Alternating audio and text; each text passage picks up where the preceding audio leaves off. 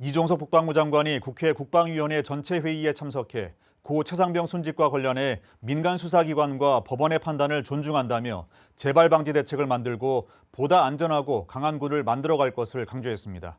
이태건 기자의 보도입니다. 지난 21일 이종석 국방부 장관이 국회 국방위원회 전체 회의에서 안타까운 사고로 순직한 해병 전우의 명복을 빌고 유가족에게도 진심 어린 위로를 전한다며 이번 사건과 관련된 논란을 설명했습니다. 이 장관은 지난달 30일 전 해병대 수사단장이 총 8명을 업무상 과실치사 범죄 혐의자로 판단해 조사 결과를 보고했고 해병대 수사단 차원의 조사라는 점을 고려해 보고서에 결재했다며 다음 날 재검토할 필요가 있다고 판단해 이첩 보류를 지시했다고 말했습니다. 아울러 특정인을 제외시키거나 포함하라고 지시한 사실이 없으며 해병대 사령관이 장관의 이첩 보류 지시를 수사단장에게 명확하게 했다는 점을 분명히 말씀드린다고 강조했습니다. 장관으로서 분명히 말씀드릴 수 있는 것은 장관을 포함하여 그 누구도 특정인을 제외하라거나 특정인들만 포함하라고 지시한 사실이 없으며 해병대 사령관이 장관의 이첩 보류 지시를 수사단장에게 명확하게 지시했다는 것입니다.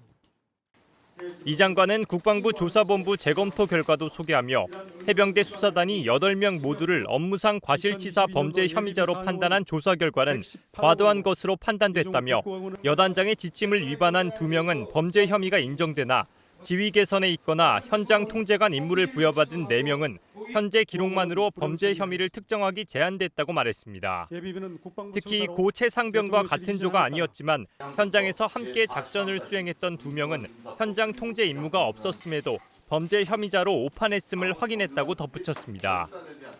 이 장관은 또 향후 경찰 등의 수사를 통해 이번 사고의 진상이 철저히 규명될 것으로 기대한다며 전 해병대 수사단장의 행동은 중대한 군기 위반 행위이자 군의 지휘권을 약화시키고 기강을 문란하게 하는 것으로서 적법한 절차에 따라 항명 사건을 처리해 나갈 것이라고 밝혔습니다.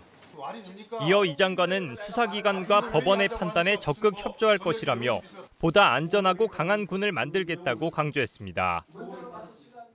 이번 사고는 군이 국가 재난복구를 긴급히 지원하는 작전 수행 과정에서 발생한 것입니다.